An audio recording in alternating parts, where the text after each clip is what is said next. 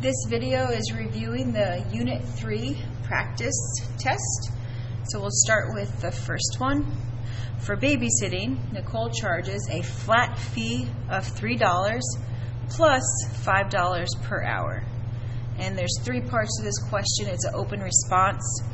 So A says, write an equation for the cost C after H hours of babysitting. So we know that she charges $3 automatically every time. So I'm going to write $3 charged plus, so I'm going to add, plus she charges $5 every hour, which means times your hours. And if we have this equation, that's going to tell us how much the total cost of babysitting. So $3 plus $5 per hour. So this is our equation right here. What do you think the slope and the y-intercept represent? Well, our y-intercept is our starting point. So this is A. Our y-intercept is our starting point. So y-intercept, it represents the starting fee of $3, and then the slope represents the rate, the hourly rate. So slope represents the hourly rate of $5 per hour. Okay? And if we look at C, how much money will she make if she babysits 5 hours? Well, we can plug in the 5 hours into the equation to find out. So C equals 3 plus 5 times 5 hours. That is 3 plus 25, which equals $28. So that's how much she would make if she babysat 5 hours. Okay, so number 2, Rufus collects 100 pounds of aluminum cans to recycle. He plans to collect an additional 25 pounds per week. So an equation is found for the total pounds of aluminum cans after 1 week. Well, we start with how many cans. So we say that he already started with 100 pounds of aluminum cans, right? And then we're collecting 25 pounds each week. So this is our rate. Whenever you see rate, you know that that's your slope. Okay, so the domain in this equation would be represented by what? Well, our two variables are pounds and weeks. So pounds and weeks. So if he collects 25 pounds each week, pounds depends on how many weeks we've been collecting, right? So the dependent variable is our range. So dependent is the pounds, and the independent variable, which is your x, and it's independent, is your time or your weeks.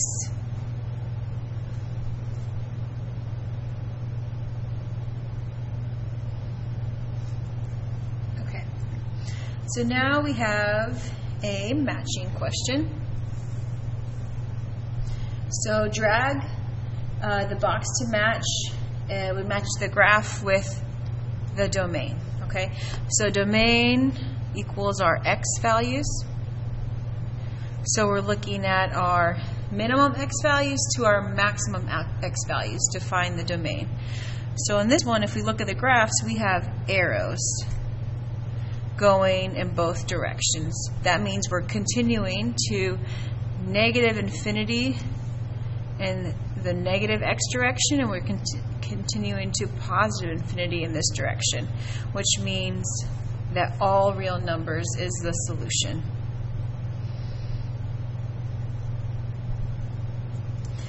So for this one, if we look at our minimum X value right over here, we see that the graph stops right here.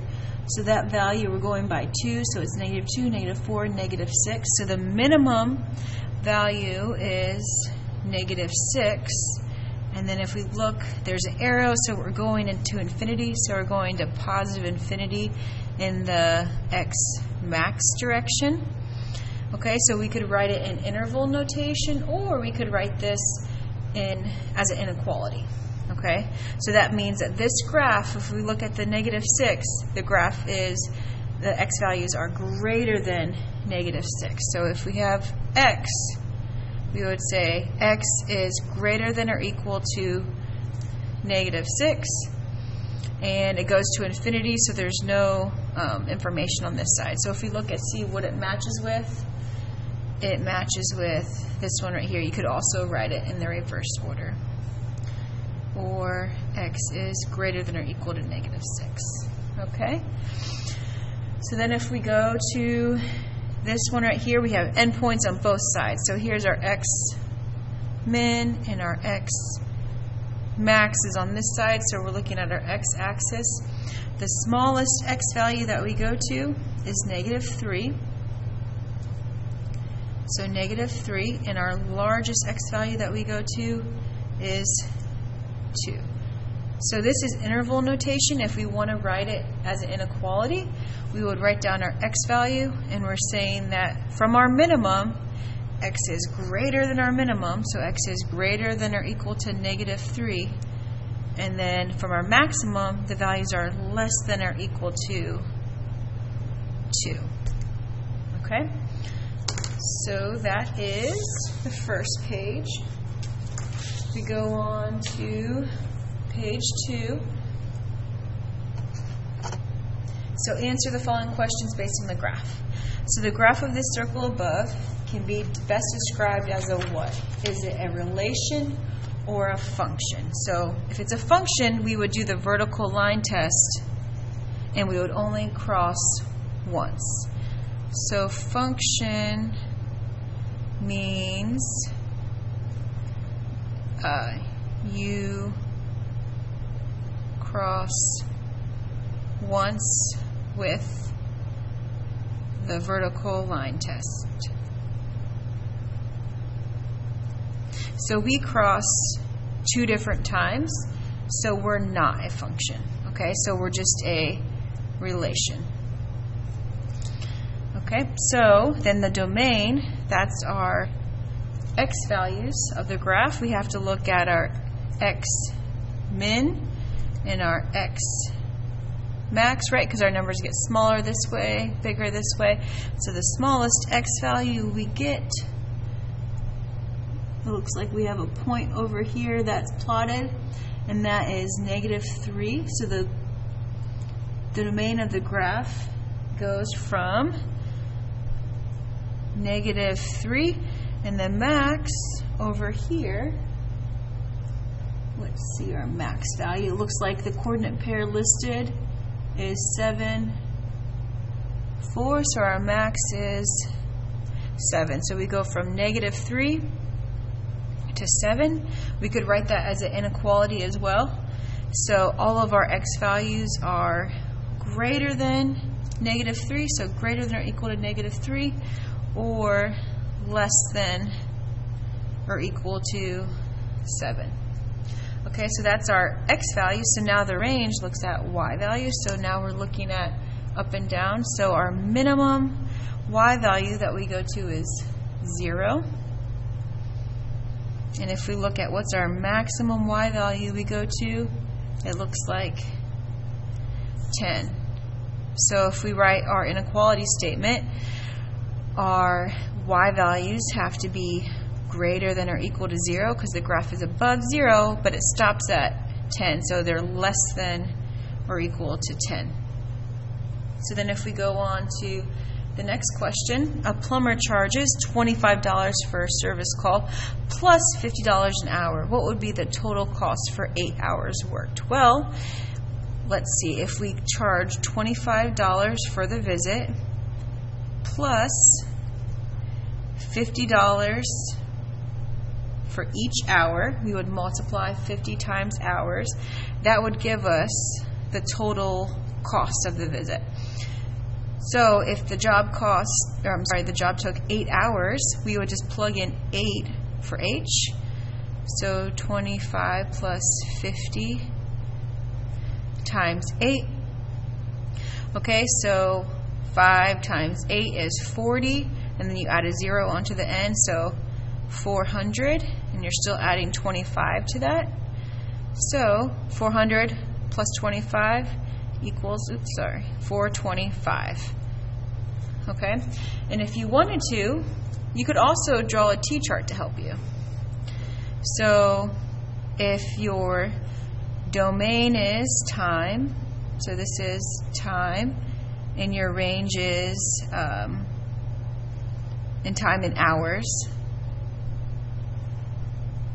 and your domain is the cost at time 0 for the service call. As he arrives to the place, they charge $25 for the service call. Okay, so now every hour we increase by $50. So at hour 1, 25 plus 50 is 75. Hour 2, 25 plus 50 is 125. 3, it would be, you add 75 again, would be 175. 4, 225. 5 would be 275. 6, 325. 7 would be 375. 8 would be 425, and we get the same answer that way as well. Okay, so you could solve either way. You could make an equation, or you could just draw your T-chart and just count your values. Okay, so then this last one on this page, a canoe rental service charges $20 transportation fee and $30 an hour to rent a canoe. And they said this equation that represents this is $20 plus $30 per hour, where C represents a cost and H represents the number of hours a canoe is rented. Gas prices increase and force the company to increase the transportation fee. So this is your transportation fee. So increase that from 20 to 25. So this is our initial equation, and then our new equation, all we do is, instead of 20, this is 25. And it doesn't talk about anything else changing. So we change that fee to 25. How would this change the equation? Well, because the rest of this stays the same, so new with increased gas, right? So only the thing that changed is this 25.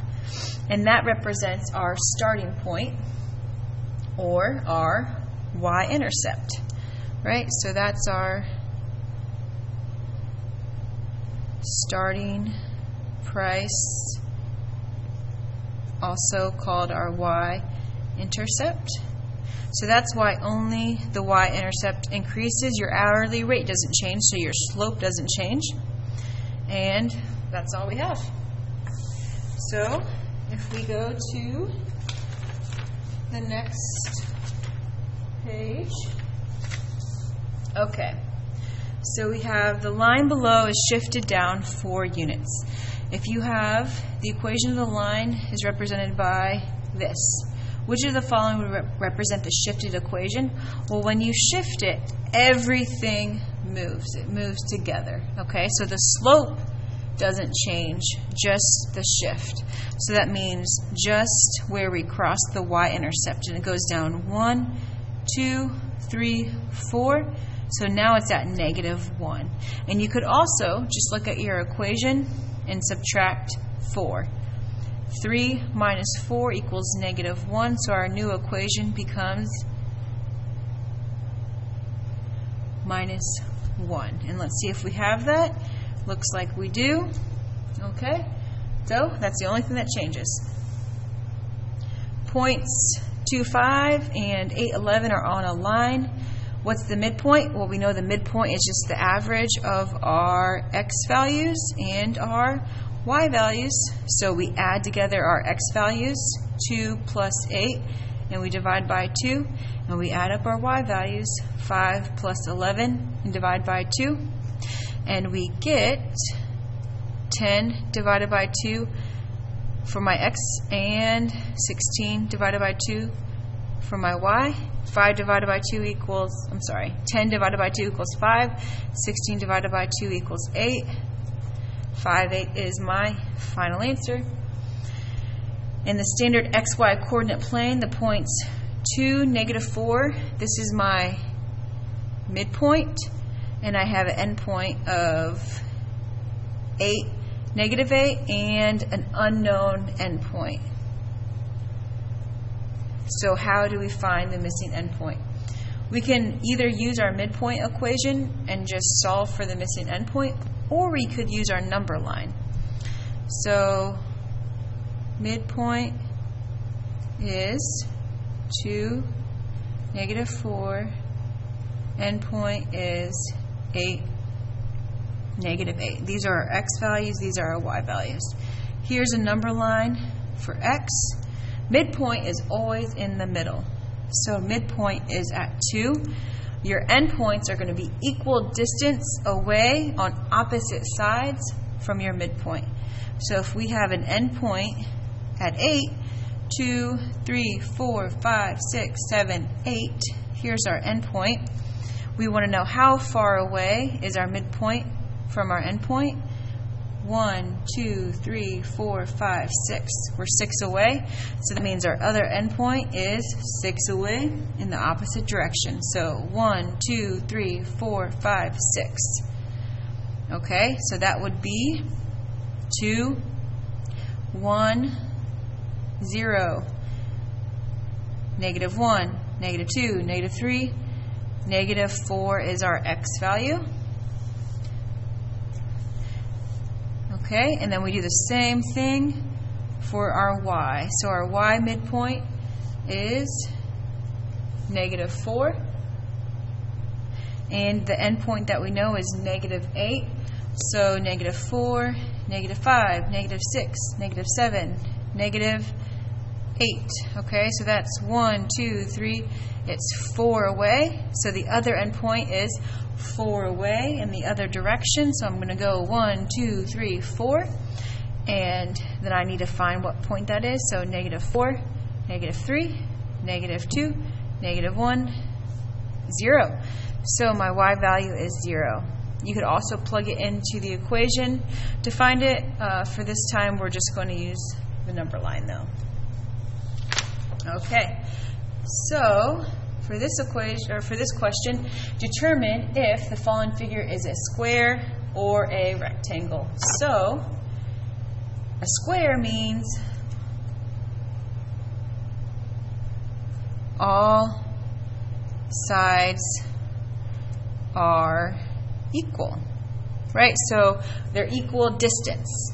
In a rectangle, they're not. So we could use the distance formula and plug these in the distance formula, but because these lines run straight on the x-axis and the y-axis, meaning we're only changing one thing at a time, we can just count, and that would be much easier, right? So let's go ahead and zoom in. So if we count from one side to the other, 1, 2, 3, 4, 5, 6, 7, 8, 9, 10. This side right here is 10.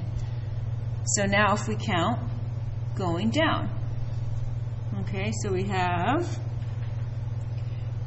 1, 2, 3, 4, 5, 6, 7, 8,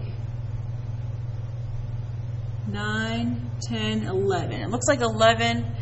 Let me count another time to make sure. Okay, so let me count the other side. So we have 1, 2, 3, 4, 5, 6, 7, 8, 9, 10, 11. Yep, this side is 11. So because the sides are not equal, it's a rectangle. Oops, wrong way. So do you guys see how we can just count the sides? Because 10 does not equal 11. It's a rectangle.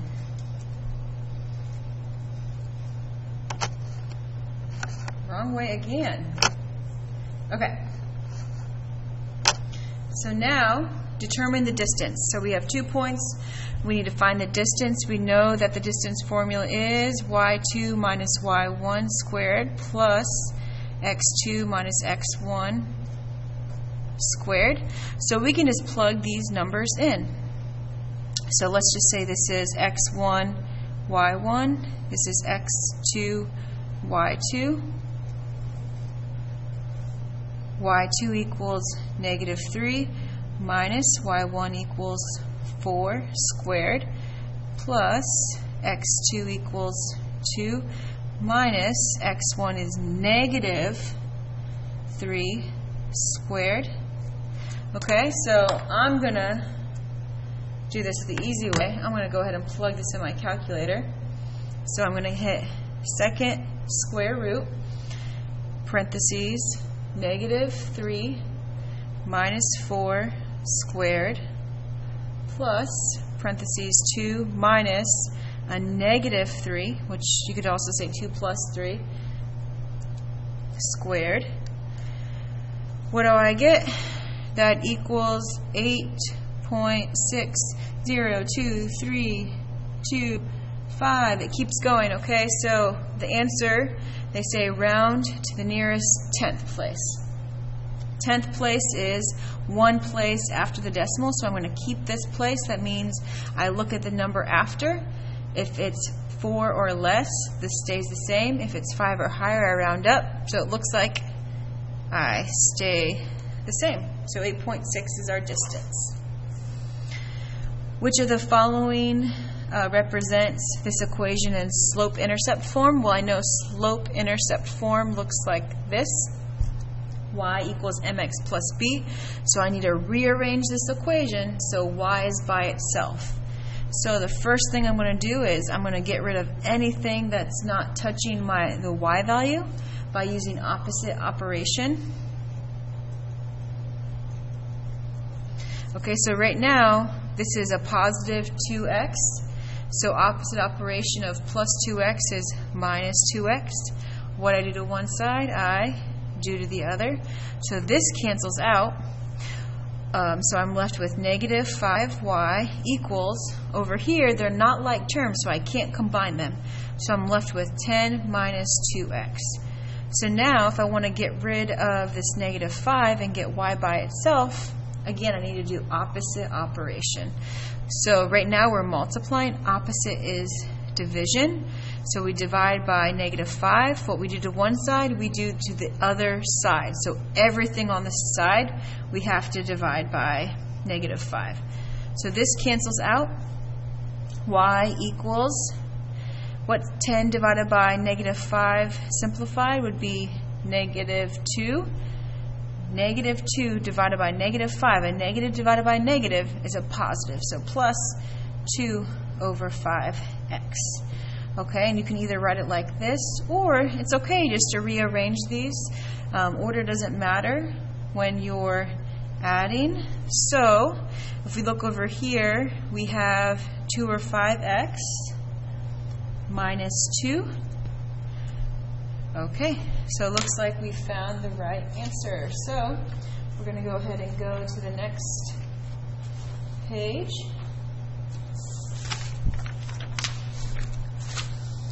Okay, so we want to find the slope. Okay, there's two ways we could do this. Since we have a graph, we could just count. Slope is your rise over run, which is your change in y over change in x. So I could look at my a and b values and just count. First, my change in y would be 1, 2, 3, 4, 5, 6. Oops, 6. So 6, but then I'm going down, so it's negative. And my change in x is 1, 2, 3. and I'm going to the right, so that's positive. And if I simplify this, negative 6 divided by 3 equals negative 2. So I could calculate it by counting. I could also use my slope equation, right, and plug values in if I wanted to. So if this is my origin, my B value is at 1, 2, 3, 4, 5,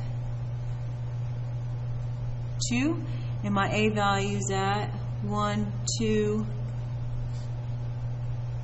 1, 2, 3, 4, 5, 6, 7, 8, 2, 8.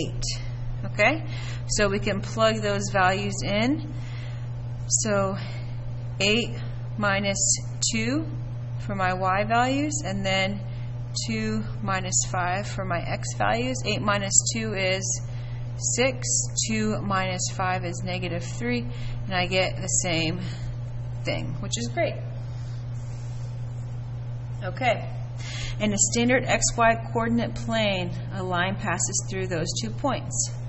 What's the slope? Well, we know the slope. We can use the same equation above, right? So if this is x1, y1, x2, y2, my slope is going to be negative 4 minus 0 over 0 minus a negative 2. So that's plus a positive. So I get negative 4 over 2, which can simplify to 2. So my slope would be 2. What's my y-intercept? Well, I want to work smarter, not harder. And if I look at my points, I actually have my y-intercept already for me. So whenever my x value equals 0, that's my y-intercept. So my y-intercept equals negative 4. So that means my equation is going to be y equals mx plus b. So my slope is my m, so minus 2x. And it already has a subtraction sign, so I just need to put the 4 because it's negative, but it's already subtracting. So that would be my final answer. Okay, if I go over this question, if line M passes through the points listed, which of the following would represent the equation? Okay, so only thing I need to write an equation is my slope and my y-intercept. So let's go ahead and find our slope first. Okay, so again, we're going to use that same equation we have been using. Y2 minus y1 over x2 minus x1.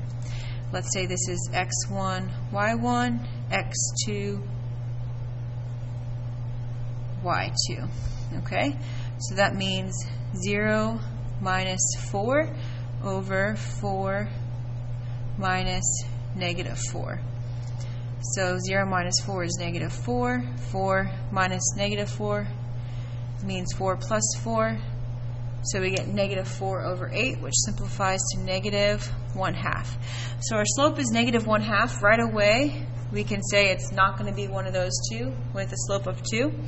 So now we know y equals negative 1/2 x plus b, but we don't know b. Oh, and actually, our slope is negative, so this is the only one that it could be, right? So you could use process of elimination, and we don't even have to find b. But if you just want to make sure you're right, what you could do is plug in one of these numbers, one of these coordinate pairs, and find b. So over here, 4 is our x and 0 is our y. So we could plug in 0 for y equals negative 1/2 times 4 for x plus b. So 0 equals 4 times negative 1/2. You multiply across your fraction, so that equals negative 4 over 2 plus b. That equals negative 4 divided by 2 equals negative 2 plus b. Okay, so we have 0 equals negative 2 plus b. If you want to get b by itself, add 2, add 2. This cancels out. b equals 2, which works out. Okay, so we confirmed that that's the right answer. Woohoo! Okay, when graphing this equation, the y value is what when x equals 2? Well, we can just go ahead and plug in 2 in for x. So 2 times 2 minus 3 equals 4 minus 3, which equals 1. So just plug in. Okay? Given the line y equals negative 4x plus 7, which of the following represents the y-intercept? Well, you know the y-intercept is y equals mx plus b, so it's a number by itself, so your y-intercept is 7, and that's your y value, and your y-intercept is always when x equals 0 because it crosses, you want to find where it crosses the y-axis, and x always equals 0 there. Okay? Solve the equation below for x. Be sure to check your answer. Okay? So basically we want to get x by itself. So to solve this, we're going to go ahead and the first thing that we can do is take care of the parentheses. So we can go ahead and distribute this 2 to the parentheses. So 2 times x is 2x. 2 times negative 3 is negative 6 equals 2 minus 2x. Okay, and then we want to combine like terms. When you move things across the equal sign, though, you have to do opposite operation.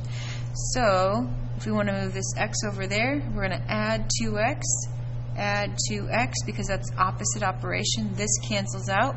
We end up with 4x minus 6 equals 2. Now we want to move this away from the x. So opposite of negative 6 is plus 6. What we do to one side, we do to the other. That cancels out.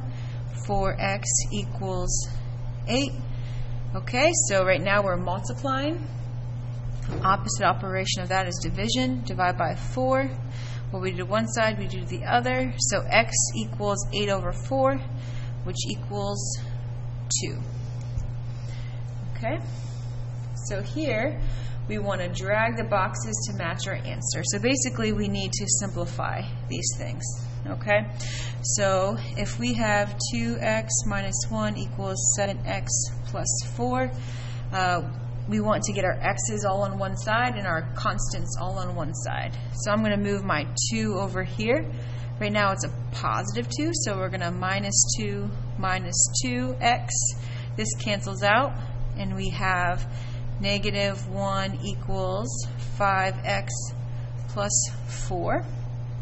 Okay, so then if we want to get this 4 to the other side, it's opposite operation, so minus 4 minus 4. This cancels out. Okay, and we have negative 1 minus 4 is negative 5 equals 5x. If you want to get x by itself, you have to do opposite operation. Right now we're multiplying, so you have to divide by 5. What you do to one side, you do to the other. And this cancels out, and so we end up with negative 1 equals x. Okay. So then for this one, well, first we have to distribute, right, because we have to follow order of operation. So we're going to distribute this negative 4 to both of these terms. And we have 5 minus 4x minus 12. Be careful, it's minus 4x minus 12 equals 9. Okay, so we can go ahead and combine these like terms. They're already on the same side of the equal sign, so we don't do opposite operation, we just combine them. So 5 minus 12 equals negative 7. So then we still have minus 4x equals 9. Okay, let me go ahead and write that over here. So then we want to get all of the constants away from x. So opposite operation, plus 7. Plus 7, this cancels out, so negative 4x equals 16. Opposite operation, divide by negative 4, divide by negative 4, and x equals 16 divided by 4, which is negative 4. Okay, and so if you know those, you could just match this last one, or you could make sure it's right. Okay, so we want to get x's all on one side. So minus 5x minus 5x, 2x minus 5x equals negative 3x equals negative 7. Okay, so to get x by itself, we divide by negative 3, divide by negative 3. So a negative divided by negative equals a positive. Okay, 3 more questions. Okay, so given that you know the perimeter of the figure is 166, determine x. Well, perimeter means add up all sides, not just 2 sides, all 4 sides. And we know opposite sides are the same. So we're going to have 4x plus 8, and then 4x plus 8. And then we're also going to have 2x plus 3, 2x plus 3. So 4 plus 4 is 8. 2 plus 2 is 4. 8 plus 4 is 12x. Okay, 8 plus 8 is 16. 3 plus 3 is 6. So 16 plus 4 is 22, right? Yep.